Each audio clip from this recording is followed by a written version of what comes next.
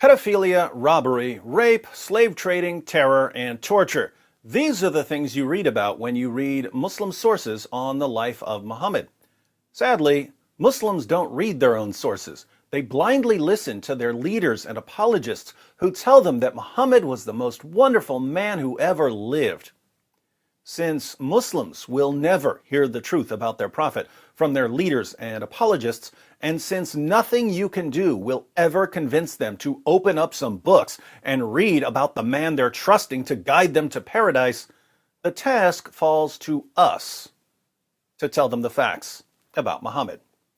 Rita asks, "Sir, can you please give me the verse in which Muhammad beats a man for money? I've wanted to show your videos to my Muslim friend." Well, Rita, I didn't say that Muhammad beat a man for money. I said that Muhammad tortured a man for money. And the torture was much worse than a simple beating. Let's read the passage. The context is the Battle of Khaybar, where Muslims launched a surprise attack against a settlement of unsuspecting Jews. Muslims defeated the Jews and wanted their treasure. A Jewish man named Kinana knew where the treasure was hidden. Ibn Ishaq, page 515. Kinana ibn al-Rabi, who had the custody of the treasure of Banu al-Nadir, was brought to the apostle, who asked him about it. He denied that he knew where it was. A Jew came, Tabari says, was brought, to the apostle and said that he had seen Kinana going round a certain ruin every morning early. When the apostle said to Kinana, "Do you know that if we find you have it, I shall kill you?" he said, "Yes." The apostle gave orders that the ruin was to be excavated, and some of the treasure was found. When he asked him about the rest, he refused to produce it. So the apostle gave orders to al-Zubair ibn al-Awam, "Torture him until you extract what he has." So he kindled a fire with flint and steel on his chest until he was nearly dead. Then the apostle delivered him to Muhammad ibn Maslama, and he struck off his head in revenge for his brother Mahmud.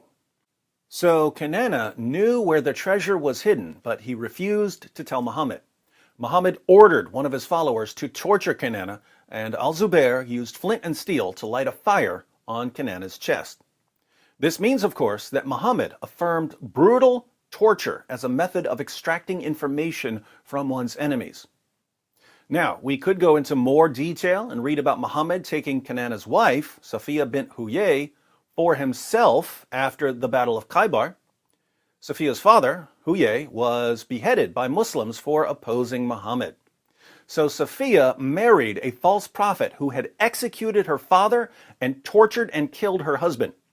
I guess she decided that being married to Muhammad would be better than being passed around by his followers as a sex slave. We could go into that, but I was only asked to provide a source on Muhammad torturing a Jewish man for money. For you fans of justice, however, I'll point out that there is an element of poetic justice in this story, because another widow at Khaybar, Zainab bint al-Harith, whose husband and father, like those of Safiya, were killed by Muslims, didn't marry Muhammad. Instead, she offered to cook him dinner. And Muhammad, tactical genius that he was, accepted an offer of a home-cooked meal from a woman whose family had just been slaughtered in the name of Allah. Needless to say, the food was poisoned. Muhammad spit most of it out, but the damage was done. The Prophet of Islam spent the next 3 years in pain and eventually died, wallowing in freakish misery from the internal damage caused by the poison. Muhammad suffered far more than Kinana did. What's the moral of the story? You reap what you sow, Muhammad. You reap what you sow.